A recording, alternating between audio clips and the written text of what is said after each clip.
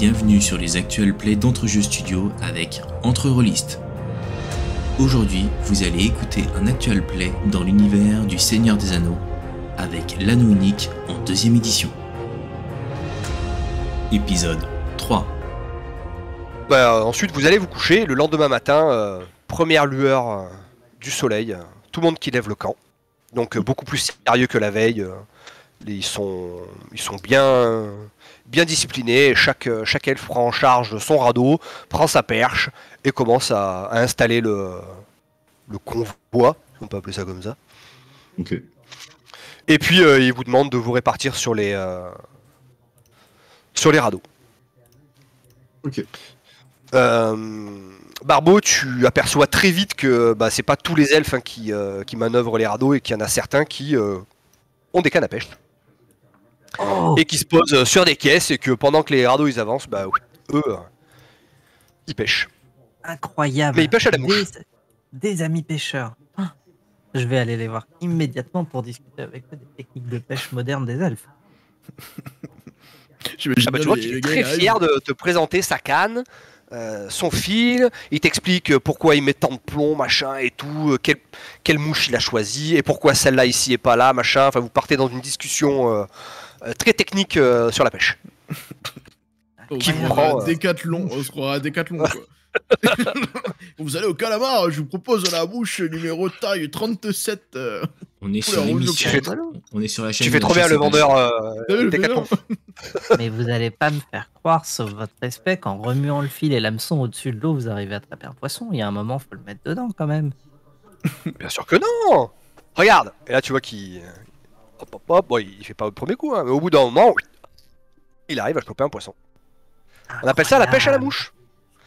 Attendez, en fait, la mouche, elle simule l'insecte qui vient au ras de l'eau. Et en fait, le poisson, il vient le bouffer quand l'insecte il passe au-dessus de l'eau. Ah, mais ça a rien à voir avec ce qu'on fait dans notre village. Attendez, faut que j'essaye. Vous pêchez comment, vous? Sortige. Avec les vers de Godric. Il va les chercher directement à la source. On pêche au verre classique. Et on va souvent en barque au milieu de la rivière, mais après on s'amuse à jouer sur la profondeur du fil avec des petites fioles en verre qu'on laisse remplies d'air ou remplies de sable pour que ça coule plus ou moins, pour aller chercher à différents niveaux de profondeur le poisson qu'on veut. Et je vous avoue que la partie où ils vont chercher le verre, c'est vraiment dégueulasse. D'ailleurs, je lui montre un petit sac que j'ouvre, dedans il y a tous les excréments de Godric pour récupérer les verres. Et je vous laisse imaginer. Est-ce que ça grouille de mouches déjà? Enfin, de larves. Ah oui, non mais ça grouille tout court. Hein. Tu veux pas savoir ce qu'il y a dedans? Je plante une mouche sur mon hameçon, mais je m'essaye à cette technique bizarre. Au début, tu n'y arrives pas du tout. En fait, ta mouche, elle tombe à l'eau et pop, elle coule. Et en fait, il t'explique que tout est dans le poignet. Il faut arriver à jeter la canne et à faire un à-coup en arrière au moment où la mouche va frôler la... Moi, je l'encourage. Je t'encourage, Barbeau. Que je connais cette technique, parce que je l'ai déjà vue par mes frères elfes, et je t'encourage à réussir cette technique ancestrale. Merci de croire en moi, Tarion. Mais est-ce que vous ne pensez pas que je manque un peu de fil? Barbeau. Là, il analyse un peu ta canne. Alors c'est vrai que sa canne est un peu plus longue, mais bon, il est plus grand, donc peut-être que ça joue. Mais il est quand même très intéressé par ta pêche au verre. Il te demande comment tu fais et tout. Je m'applique et je vous explique. Je lui donne un échantillon de Godric. Et j'essaie de bien suivre le mouvement, de frôler l'eau sans que la mouche ne touche l'eau. Tu t'y adonnes toute la journée.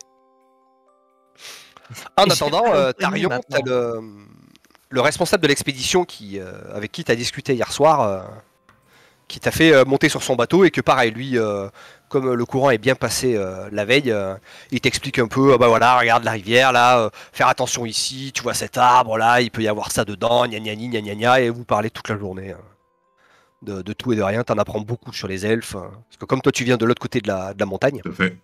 du Lindon, ça me fait découvrir une nouvelle région. C'est très beau. Voilà, c'est ça, ouais. Et tu t'aperçois qu'il y a beaucoup de choses qui sont totalement différentes chez vous et chez eux. Vous vous frottez pas aux arbres, vous? Non, nous on vit dans les arbres. Ah. Okay. mais aussi dans leurs racines. C'est un concept. Ok. Et... Alors par contre, là nous attaquons ce qu'on appelle une phase de voyage. Entre deux lieux, où vous allez un lieu de départ, un lieu d'arrivée. Vous voyez qu'il y a des hexagones sur la carte. Et on va déplacer votre groupe. Donc ça c'est un petit peu mécanique. Donc je vous l'explique la première fois, après ça déroulera un peu plus vite, hein, bien sûr. Bon, ce qui est juste dommage, c'est que moi en fait j'ai un tableau un peu comme une fiche de personnage où dessus j'ai mes informations et je peux pas la partager. Ah, quoi qu'attends, si, il y a un bouton partage là. Si je fais ça, est-ce que tu la vois? Je vois rien pour le moment. Il y a peut-être quelque part qu'il faut que j'aille chercher, non? Ouais. Ah, ça doit être dans... regardez dans le menu, vous savez, tout en haut de l'écran de Let's Roll. Est-ce que vous avez un onglet qui s'appelle création de contenu? Oui, il est déjà sur le côté. Ouais, et sur le côté, est-ce que dans cette création de contenu, il y a un truc qui s'appelle compagnie entre jeux qui est apparu? Non. Et moi, sur mon chat, j'ai marqué, ça me dit que je voulais partager.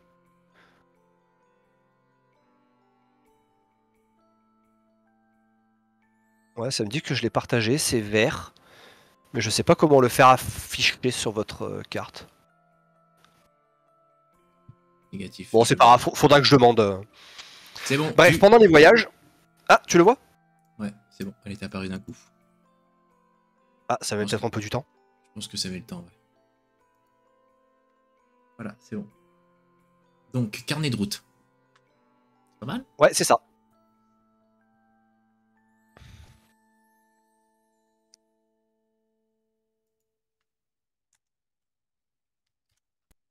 Les autres joueurs, vous le voyez ou pas? Du tout. En fait, c'est sur création de contenu que vous avez sur déjà sur votre droite comme, Ouais. comme mini-onglet. Et en fait, quand vous... Ah, dans Voyage, ok. Dans tous, il le met pas, mais dans Voyage, il le met. Ah, ça y est, maintenant, il le met tout le temps, ok. Ouais, voilà, je pense qu'il fallait le chercher. Ah, il faut Ok, ça ouais, marche. mettre Ok. à jour le truc. Ok, bah ouvrez ça. Et donc comme ça, je vais vous expliquer. Donc, une phase de voyage se passe en plusieurs étapes. La première étant le guide. Il fait un test de voyage, de la compétence voyage. Ça va déterminer le nombre d'hexagones que vous allez franchir avant de résoudre un événement. Donc plus le voyage est long, et plus vous aurez d'événements à résoudre. Les événements, ils sont aléatoires en fonction du type de terrain sur lequel vous êtes, en fonction de plein de paramètres, mais bon, ça, voilà, c'est programmé pour faire machin. Quand il y a un événement, il y a toujours une cible de l'événement, donc le chasseur, le guetteur, machin, qui doit faire un test de compétence, et en fonction du résultat, ça fait des choses. Et surtout, chaque événement génère ce qu'on appelle de la fatigue de voyage, qui va s'incrémenter au fur et à mesure du jeu. Et à la fin du voyage, cette fatigue, vous allez la réduire de la valeur de vigueur de votre monture, si vous en avez une. Et ce qui reste, c'est ce que votre personnage va subir. En gros, ça représente vraiment l'épuisement physique de longues journées de marche. C'est pas le truc que tu dors et puis c'est fini, quoi. C'est vraiment la fatigue longue et lancinante. Et donc là, bon, c'est un voyage très court, hein, c'est le voyage tutoriel. Donc je pense qu'en non-événement, ça devrait le faire. Mais sur des voyages plus longs, comme quand vous allez traverser la forêt des elfes, par exemple, il va y avoir 3, 4, peut-être 5 événements qu'il va falloir régler et qui vont augmenter votre fatigue. Cette fatigue, elle sert à quoi? Vous avez une valeur de charge sur votre personnage en fonction de tout le matériel que vous transportez. Oui. En dessous, vous avez un compteur de fatigue. À la fin d'un voyage, quand vous allez manger de la fatigue, vous allez la retransmettre sur votre personnage. Et chaque point de fatigue augmente votre charge de 1. Tout simplement. Et l'important, c'est que quand votre endurance est inférieure à votre valeur de charge, vous êtes épuisé.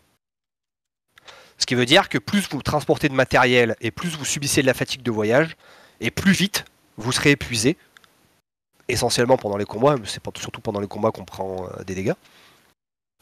Et donc c'est en ça que c'est important. Donc là, Tarion, tu vas me faire un jet de voyage, mais tu es favorisé. Parce qu'effectivement, tu es avec le responsable de l'embarcation des elfes. C'est pas toi qui gères l'intégralité de la logistique, mais tu aides quand même le... On va lui donner un nom. Ouais, voilà, on va lui donner un nom à cet elfe. Il va s'appeler Landry. Échec. Bon, eh ben t'as raté. Donc quand tu rates, ça veut dire que tu avances de 2 hexagones. Bon, ce qui fait quand même que ça On suffira. arrive à destination. Voilà. Sinon, en cas de réussite, c'est avance de 3 hexagones plus 1 par 6 que tu as obtenu. Ok. Mais on va quand même résoudre un événement. Donc je vais lancer mes dés. On est en terre frontalière. Je considère le terrain comme de la route.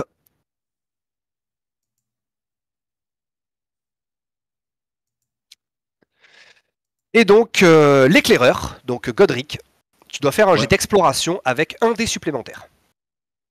Donc, jet d'exploration avec un dé supplémentaire. Ouais.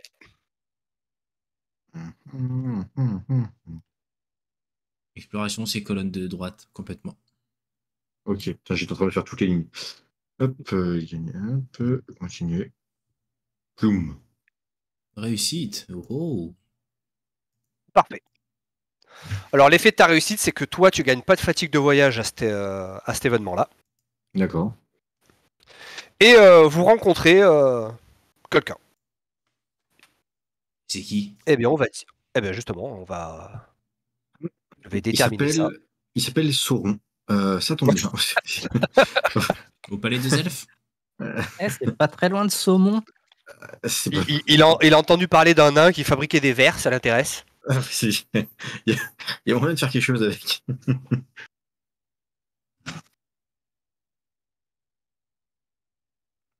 Donc on va dire que pendant que vous êtes en train de remonter le fleuve en direction du palais du roi des elfes, dans la 3e journée du voyage, vous voyez passer dans l'autre sens, qui descend vers la ville, un somptueux bateau.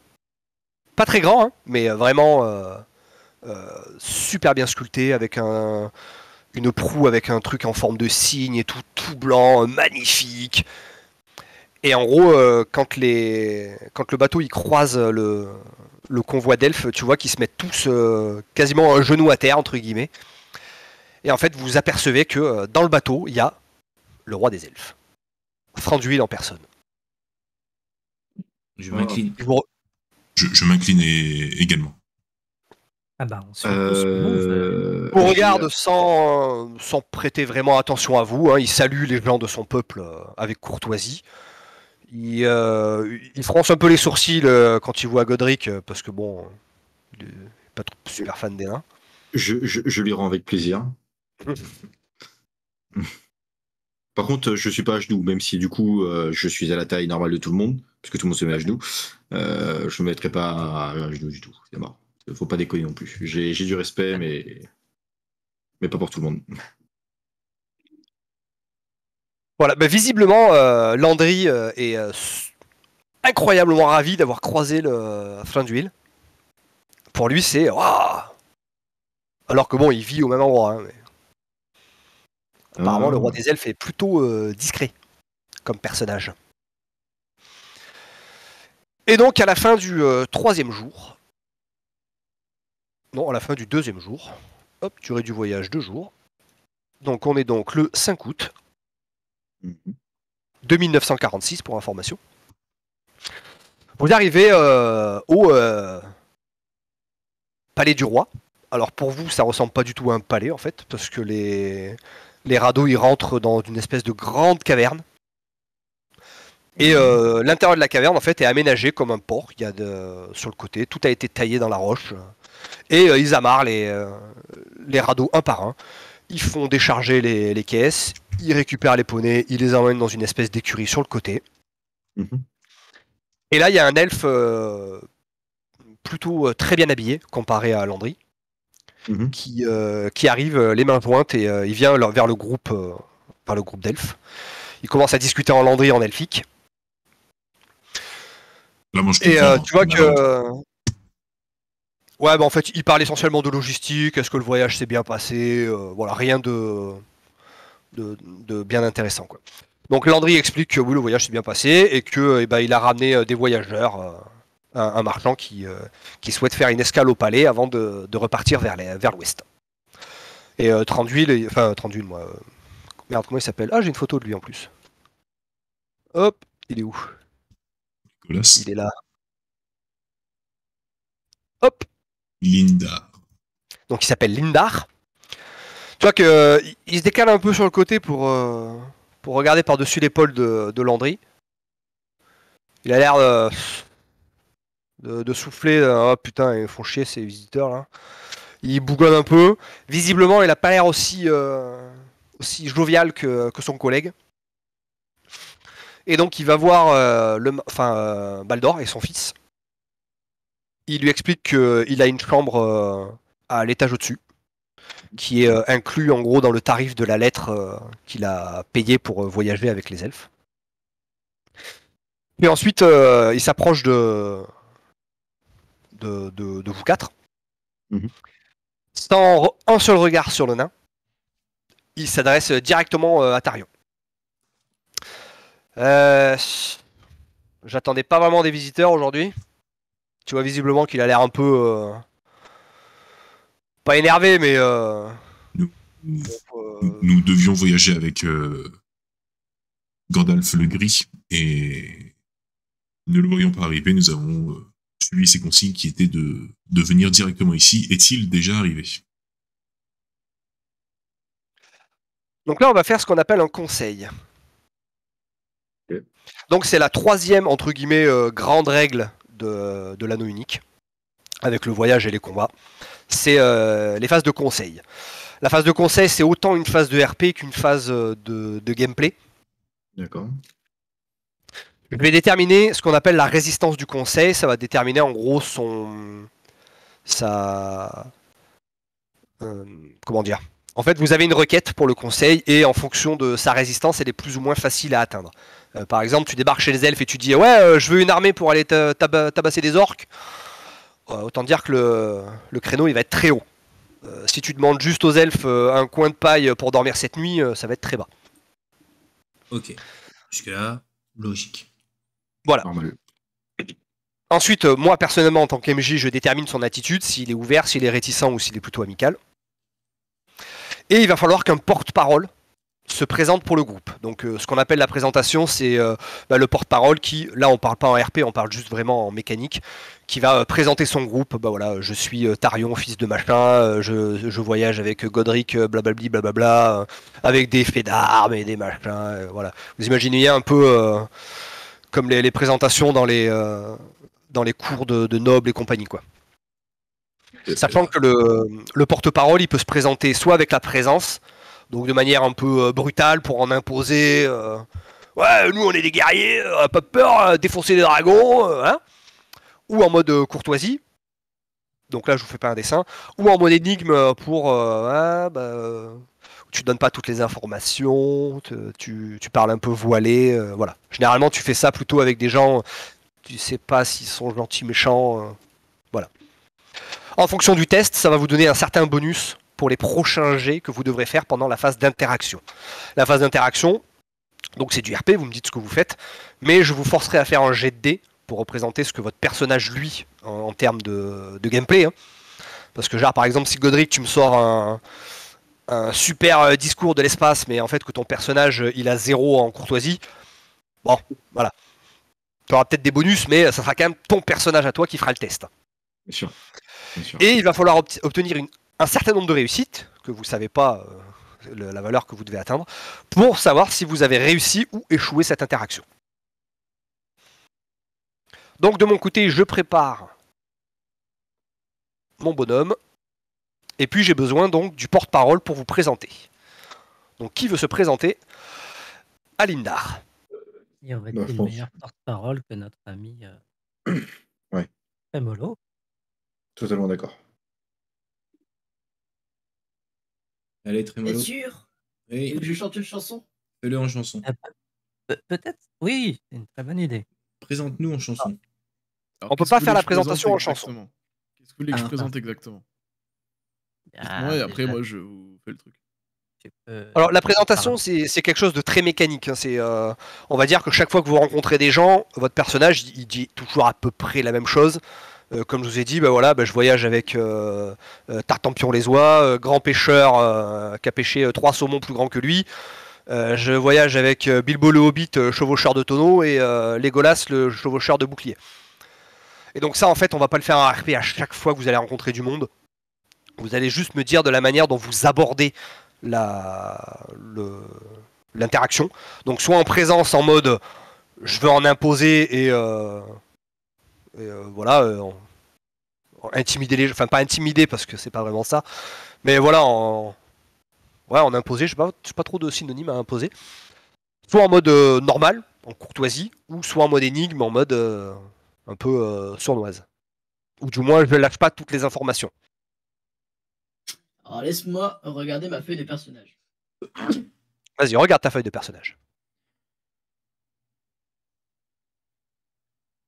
Alors attends. Que vas-tu nous faire?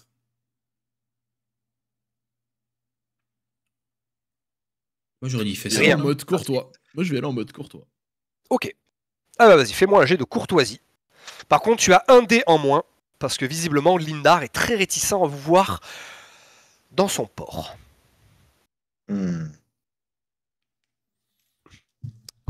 Et donc, c'est un échec. J'ai enlevé un dé, hein. Ouais. Oh là, nous sommes en compagnie de bien des personnes extraordinaires dans ce groupe. Laissez-moi vous conter les histoires fabuleuses de Godric, fils de Godric, petit-fils de Godric, cousin éloigné de Godric au second degré de Godric, qui a su exterminer à lui seul des groupes entiers de plusieurs bandits, d'un seul coup de hache, volante, allant décapiter jusqu'à même le moignon.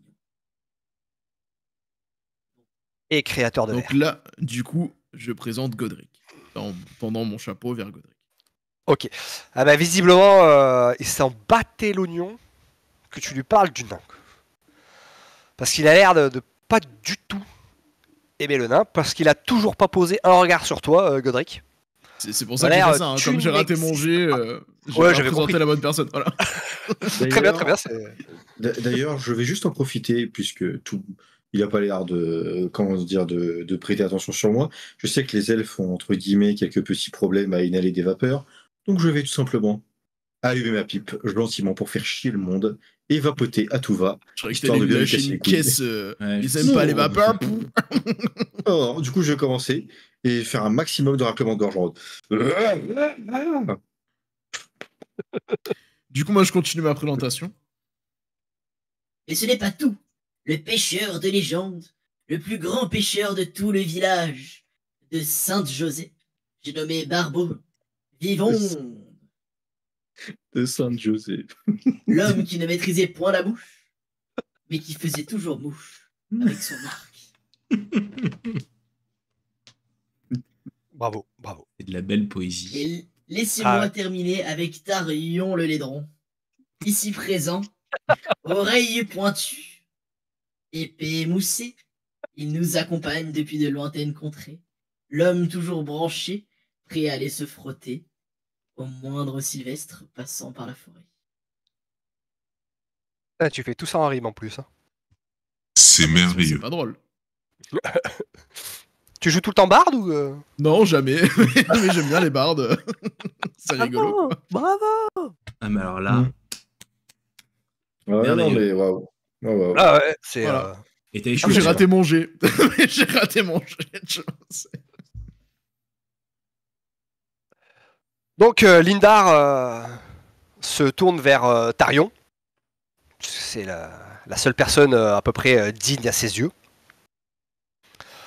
Vous parliez de Gandalf le Gris, de Mithrandil. Tout à fait.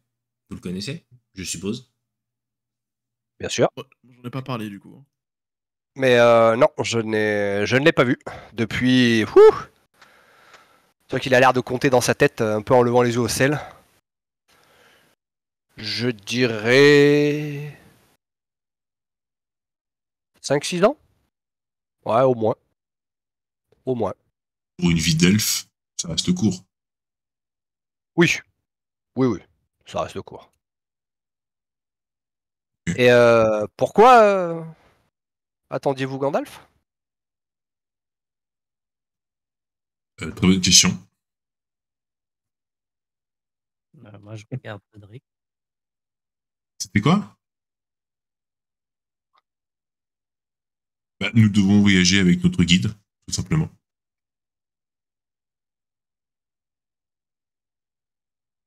Bien.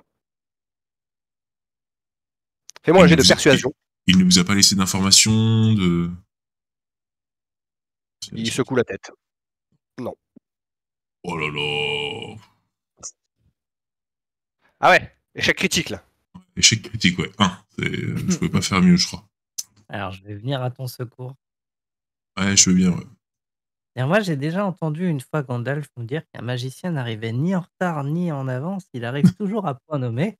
Du coup, on fait la route jusqu'à ce que ce soit le moment de le rencontrer. On L'effet espérait que ce d'artifice, serait ici. Gandalf! L'effet d'artifice!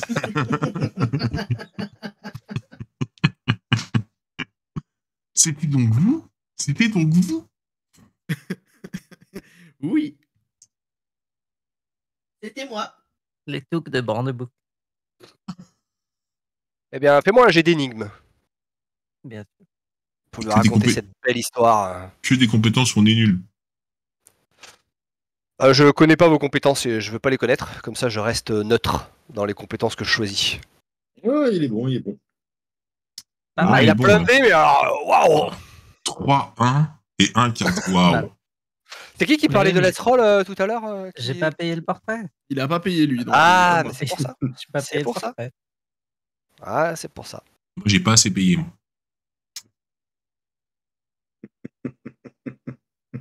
Essaye, aventurier des jeux. Essaye. Ce serait drôle, c'est celui qui fasse des vins. Mais donc, pas de news de Gandalf. Non. Et les amis, que faisons-nous? Notre quête était quand même de venir ici si Gandalf ne venait pas. Que faisons-nous? Alors, Gandalf vous a demandé de le rejoindre de l'autre côté de la forêt, hein, s'il ne venait pas. Pas au palais des elfes. Oui, mais il aurait très bien pu arriver parce qu'il nous a dit si vous ne me voyez pas arriver, vous partez au palais des elfes. Donc, en gros, il aurait pu s'arrêter à ce chemin-là, tu vois. Oui, il aurait pu s'arrêter au palais des elfes, oui. Okay. Cela signifie donc qu'il a dû faire un détour et ne pas passer par ici. Bah, où il est peut-être déjà à destination. C'est nous qui sommes en retard désormais. C'est ça. En même temps, vous marchez pas très vite, très cher maître Hobbit. Hein. Puis ça fait quelques années que vous travaillez avec Gandalf et bon, c'est pas la première fois qu'il vous fait ce coup-là, quoi. Je crois que son deuxième nom, c'est José. Je me retourne vers... Oh. Ouf. Ah, c'est pas mal. Ouais. Faudrait cut. Je pense qu'il faudra cutter quand même. Je pense qu'il faudra cutter. Je fais pas la ref. C'est normal. C'est tout à fait normal, mais celui qui l'a l'aura. Je me retourne vers mes camarades et je leur dis eh bien, hâtons-nous. Je crois qu'ici, nous ne sommes pas les bienvenus. Nous serons mieux à Erebor, chez mes cousins. Bref, allons rejoindre le magicien blanc. Le magicien gris, pardon. Je suis dans le futur déjà. Ah, le lapsus parce qu'à l'heure actuelle, le magicien blanc, c'est Saruman. Ouais.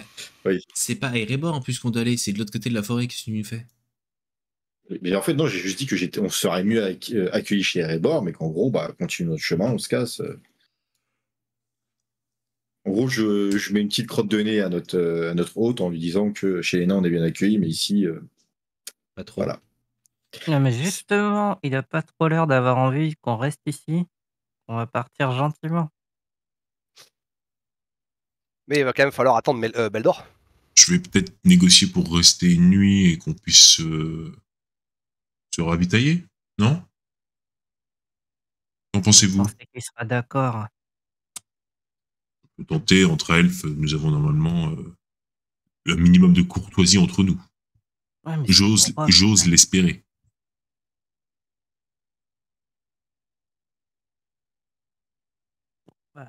Donc, je demande à Lindark, en gros, nous devons continuer notre route et essayer de rejoindre Gandalf de l'autre côté de la forêt. Est-il possible rester une nuit au sein de votre palais pour que nous puissions nous ravitailler. Très cher frère. Tu vois qu'il hoche la tête. Oui. Et il fait un signe de la tête comme ça à côté, là. Là. Et il te désigne en fait juste à côté des écuries. Oui, c'est sérieux là. Et sur ce, il fait demi-tour et il se casse. Je lance une insulte en Casalide, Est-ce qu'on juste pour voir s'il comprend. est-ce qu'on l'a Je- offensé d'une manière ou d'une autre? Moi, je vais me le noter, mais Lindar. Est-ce que Gros connard, ouais, tu peux noter gros connard. Ouais, Est-ce gros con. est-ce que je peux tenter en criant mon insulte, faire un jet, je sais pas si c'est présence, enfin non peut-être pas présence, mais montrer que entre guillemets j'ai beaucoup de mépris dans ce que je dis, que même s'il comprend pas forcément la langue, il se sent insulté. Ouais, mais si, c'est présence. Présence, ok, bon, je vais Ouais. faire un petit jet de présence, histoire de créer peut-être quelque chose. Échec. Dommage. Vous avez vraiment pas de chance, quoi. Ah ouais. Parce que t'as Je raté ne à crois 1. pas, je ne crois pas. T'as fait 12 Ah, et il c'est fallait faire dommage. 13.